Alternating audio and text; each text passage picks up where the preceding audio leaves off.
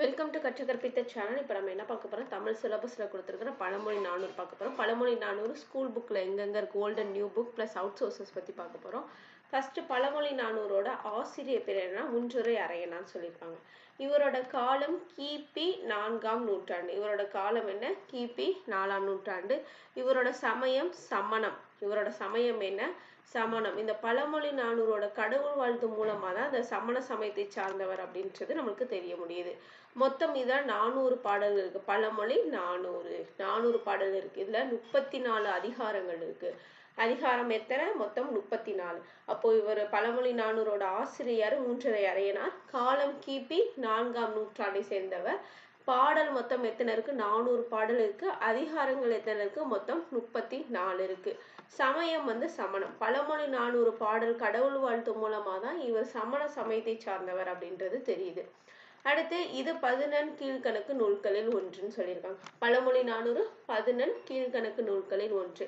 இந்த பழமொழி 400 அப்படின்றது பெயர் வர்றதுக்கான காரணம் என்ன அப்படின்னா, இந்த நூலுக்கு பழமொழி 400 அப்படின்னு பெயர் வர்றதுக்கு காரணம் என்னன்னா, ஒவ்வொரு பாடலோட இறுதியிலுமே ஒரு பழமொழி இடம் பெற்றிருப்பதனாலதான் இது பழமொழி 400 அப்படின்னு சொல்லியிருக்காங்க. ஒவ்வொரு பாடலோட இறுதியிலுமே ஒரு பழமொழி இடம் பெற்றிருக்கிறதுனாலதான் இதை என்ன சொல்லியிருக்காங்க, பழமொழி 400 அப்படின்னு சொல்லியிருக்காங்க. அடுத்து இவரோட இந்த பழமொழி 400ஓட ஆசிரியர் பேர் என்ன? முன்றுரை அரையனார் பார்த்தோம். இந்த முன்றுரை அப்படின்றது ஊர் பெயரா இருக்கலாம். அரையன் அப்படின்றது அரசனை குறிக்குதுன்னு சொல்லியிருக்காங்க. அதாவது முன்றுரை அப்படின்ற ஊரை ஆண்ட அரசனாக இருக்கலாம், அல்லது அரையன் என்பது புலவரோட குடிப்பெயராகவும் இருக்கலாம். ரெண்டு புக்ல ஒரு மாதிரி கொடுத்துருக்காங்க. முன்றுரை அப்படின்றது ஊர் பெயரா இருக்கலாம், அரையன்ன்றது அரசனை குறிக்கலாம். அப்போ மூன்று அப்படின்ற ஊர், அந்த ஊரை ஆண்ட அரசனா இருக்கலாம், இல்லைன்னா புலவரோட குடிப்பெயரா கூட அரையன்றது இருக்கலாம்னு சொல்லியிருக்காங்க. இந்த பழமொழிகள் அனைத்துமே இலக்கிய பழமொழி அப்படின்னு சொல்லியிருக்காங்க. இந்த பழமொழிகள் அனைத்தும் எப்படி இருக்கு? இலக்கிய பழமொழியா இருக்கு. தொல்காப்பியர் இந்த பழமொழியை முதுசொல் அப்படின்னு குறிப்பிடுகிறார். தொல்காப்பியர் அப்ப பழமொழி எப்படி சொல்றாரு? முதுசொல் அப்படின்னு சொல்லியிருக்காரு. கேட்கலாம், ப்ரீவியஸ் இயர் கொஸ்டின் தான் இதுவும். தொல்காப்பியர் பழமொழி எப்படி சொல்றாரு? முதுசொல் அப்படின்னு சொல்றாரு. சங்ககால மன்னர்கள், புலவர்கள், மூவேந்தர்கள் பற்றி குறிப்புகளை கொண்ட நூல் இது பழமொழி 400. சங்ககால மன்னர்களா இருக்கட்டும், புலவர்கள், மூவேந்தர்கள், இவங்களை பத்தின குறிப்புகள் சொல்ற நூல் என்னது? பழமொழி 400. 11 கீழ்கணக்கு நூல்களில் வரலாற்று மிகுதியாக தரும் நூல். இப்ப நம்ம பார்த்தோம், சங்ககால மன்னர்கள், மூவேந்தர்கள் பத்திலாம் குறிப்பு இருக்கு. அப்போ வரலாற்று மிகுதியாக தர நூல் என்னது? பழமொழி 400. நீதி நூல்களில் திருக்குறளும் நாலடியாருக்கு அடுத்து போற்றி புகழப்பெற்ற நூல் அப்படின்னு சொல்லியிருக்காங்க. நீதி நூல்கள்ல திருக்குறளுக்கும் நாலடியாருக்கும் அடுத்து புகழப்படுற நூல் என்னன்னா பழமொழி 400. அப்போ நீதி நூல்களுள் திருக்குறளுக்கும் நாலடியாருக்கு அடுத்து போற்றி புகழப்படுற நூல் என்னன்னு பார்த்தீங்கன்னா பழமொழி 400.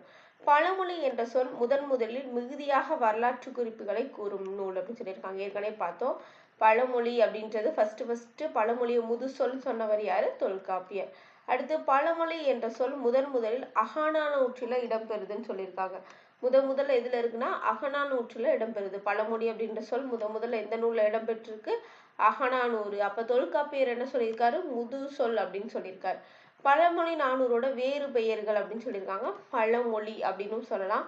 முதுசொல்னு சொன்னவர் யார்? தொல்காப்பியர். இது முதுமொழி அப்படின்னு சொல்லலாம். அப்ப பழமொழி, முதுசொல், முதுமொழி அப்படின்னு சொல்லியிருக்காங்க. அப்போ பழமொழி 400ஓட வேறு பெயர்கள் என்னன்னு பார்த்தோம். பழமொழி, முதுசொல் யார் சொன்னது? தொல்காப்பியர் சொன்னது. முதுமொழி. அடுத்து 6th ஓல்டு புக்ல டேர்ம் 2ல பேஜ் நம்பர் 2ல ஒரு பாடல் கொடுத்திருக்காங்க.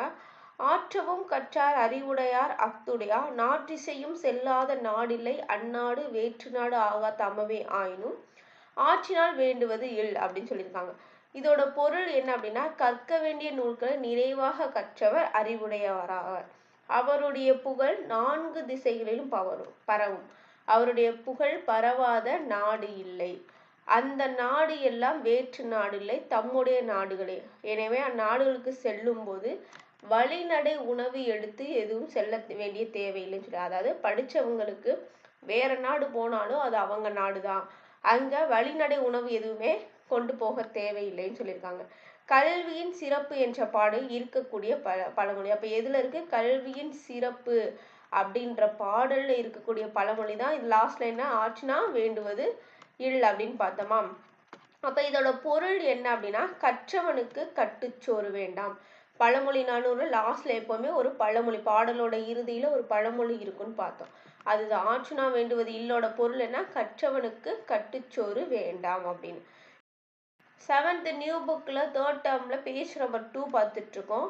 அதாவது மாறியின்றி இருந்த வரிந்திருந்த காலத்தும் பாரி மடமகள் பான்மகற்கு நீர் உலையுள் பொன் திறந்து கொண்டு புகவாக நல்கினான் ஒன்றரம் முன்றிலோ இல் அப்படின்னு சொல்லியிருக்காங்க. இதோட பொருள், மழையின்றி வறட்சி நிலவிய காலத்திலும் பாரி மகளிரான, அப்ப யாரோட மகள், பாரி மகளிரான அங்கவை சங்கவை அப்படின்றவங்களோட பாணர்கள் இறந்து நின்றன.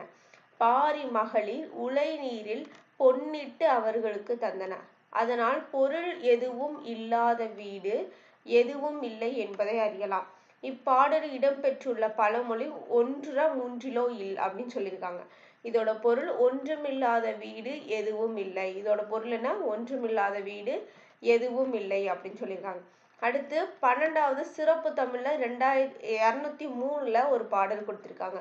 இதோட பொருள் என்னன்னா, தனக்கு உதவி செய்தவருக்கு தீங்கு செய்வது தனக்கே தீங்கு செய்து கொள்வதற்கு ஒப்பாகும் என்ற கருத்தை பழமொழி நானூறு பாடல்ல இடம்பெற்றிருக்கு. இந்த பாடல் என்ன சொல்லுதுன்னா, சிறப்பு தமிழ்ல உள்ள பாடல், தனக்கு உதவி செஞ்சவங்களுக்கு நம்ம தீங்கு விளைவிக்கிறோம் அப்படின்னா நம்மளுக்கே அது தீங்கு செய்யறதுக்கு சமம் அப்படின்னு சொல்லியிருக்காங்க. அடுத்து நிறைய மேற்கோள்கள் இருக்கு, அது என்னென்னு பார்ப்போம்.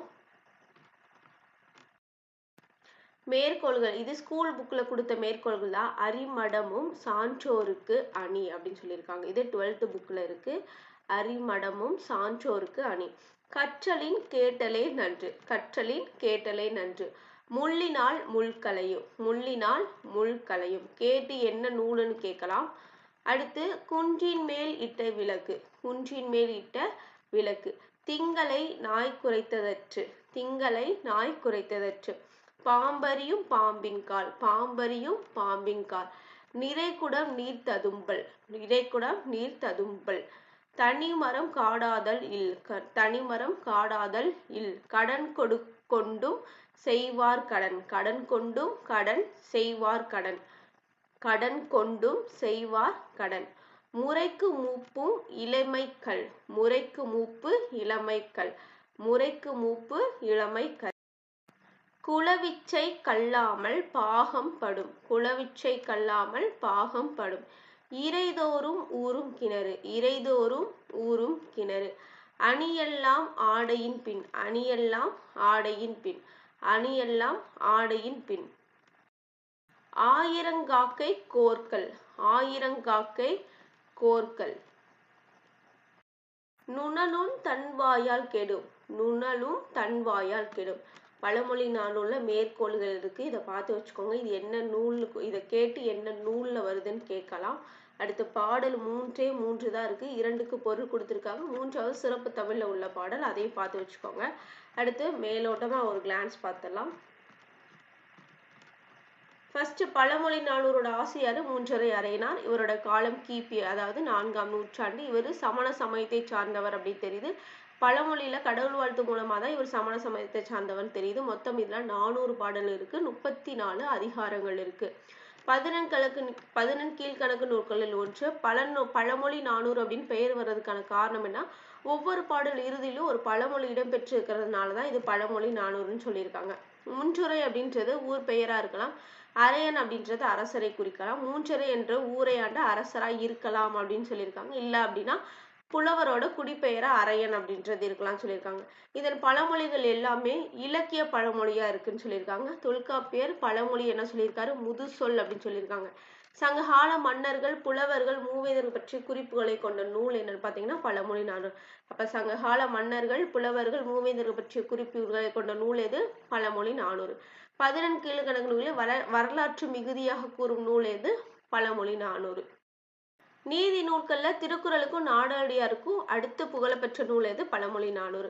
பழமொழி என்ற சொல் முதல்ல மிகுதியாக வரலாற்று குறிப்புகளை கூறும் நூல் சொல்லியிருக்காங்க. பழமொழி என்ற சொல் மிகுதியாக வரலாற்று குறிப்புகளை கூறும் நூல்னு சொல்லியிருக்காங்க. பழமொழி என்ற சொல் முதல்ல அகநானூற்றில் இடம்பெற்றிருக்கு. தொல்காப்பியர் என்ன சொல்லியிருக்காரு, முது சொல்னு சொல்லியிருக்காரு. பழமொழி நானூறோட வேறு பெயர்கள் பழமொழி, முது சொல். யார் சொல்லியிருக்கா, தொல்காப்பியர், முதுமொழி. இது 3 தான் பழமொழி நானூறோட வேறு பெயர்கள், பார்த்து வச்சுக்கோங்க, கேட்கலாம். இந்த வீடியோ உங்களுக்கு யூஸ்ஃபுல்லாக இருந்துச்சு அப்படின்னா லைக் பண்ணுங்கள், உங்கள் ஃப்ரெண்ட்ஸ்க்கு மறக்காமல் ஷேர் பண்ணுங்கள். நம்ம சேனலை இப்போ தான் புதுசாக பார்க்குறீங்கன்னா சப்ஸ்கிரைப் பண்ணிக்கோங்க. நன்றி.